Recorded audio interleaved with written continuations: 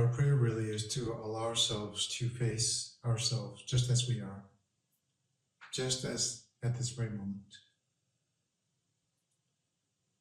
We do not pray for anything other than to be with what is and to see what is without obstruction. Of course, that is the hardest prayer. It's the prayer of surrender. To accept oneself as one is, we have to see what that one is.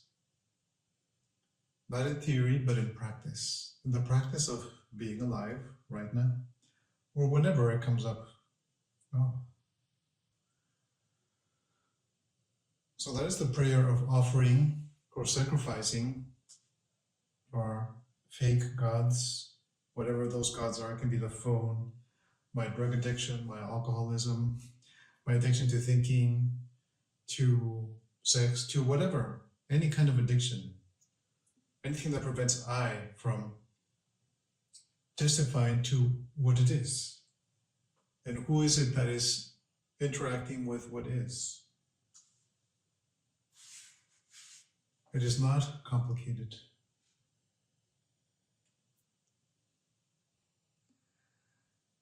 For a human, ordinarily, it is the hardest experience that they will ever face. No management, no attempts at modifying, no embellishment.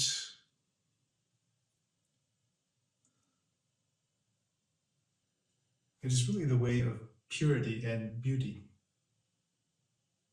elegance. What gets to the heart of anything or anyone quickly.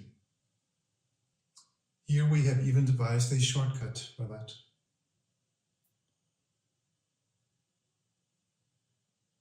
Can I allow myself to know that I am alive? That is the fear of existence. Can I allow myself to know and feel that I am safe? That is the fear of being in existence. And can I allow myself to be open, to be touched by, to be moved by, to be interested in by that which is outside of my body? And can they meet inside of my body? And that is the fear of consciousness. So we attempt to elucidate and to meet and transform each fear in succession. So the emphasis is not in that we are afraid. The emphasis is actually on the opposite, that we are completely safe from the fear of being alive, because we are already alive. It's too late. We're completely safe from the fear of being unsafe, because if we just take the trouble to witness and observe, we will immediately realize that at this very moment, outside of my body, here and now, there is no danger. I am not being attacked. And then we come to the possibility of addressing the fear of consciousness, which is our reality. It's already too late not to be conscious. If we are here right now, it's too late. We are here because we are conscious. We have been given this capacity for awareness, for intelligence, which is the bedrock of our being. It is just, it's like the air that we are breathing right now. We are this. We are not creating anything. By removing all these fears or blockages, we can possibly arrive at this realization as a lived experience, not as a theory.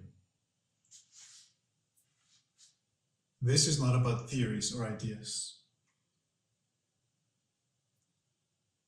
With that, you can spend as many lifetimes as you like. You will get nowhere. You can be very distracted and very enjoyment and titillated, but you will not be closer to yourself, not even by a hair.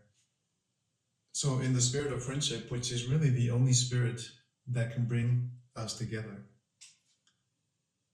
there's only one friend, the one who is consciously perceiving, that which is taking place here and now.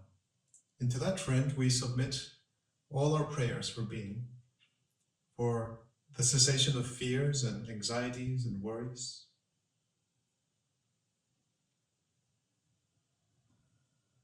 Can we check with this friend and see, friend, is it real?